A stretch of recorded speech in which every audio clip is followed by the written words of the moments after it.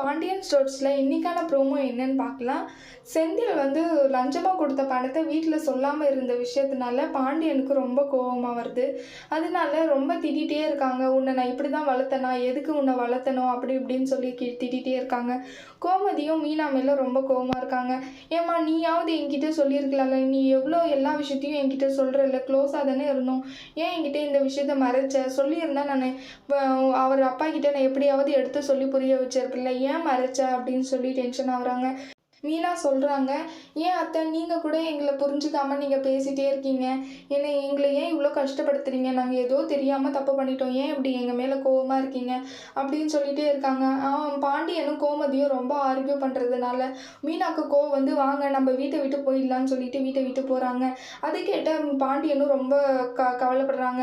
நீங்கள் 2 பேரும் இவ்வளோ பெரியவங்களா ஆயிட்டீங்களா, நீங்களா ஒரு டிசைட் பண்ணிக்கிறதுக்கு அப்படின்னு சொல்லிட்டு ஃபீல் பண்ணுறாங்க. ராஜியும் அக்கா போகாதீங்கக்கா, அக்கா போகாதீங்கன்னு தடுக்கிறாங்க. மயிலும் வந்து தடுக்கிறாங்க. மீனா ஏன் மீனா இப்படி ஒரு முடிவு எடுத்த, போகாதீங்கன்னு சொல்லி கேட்குறாங்க.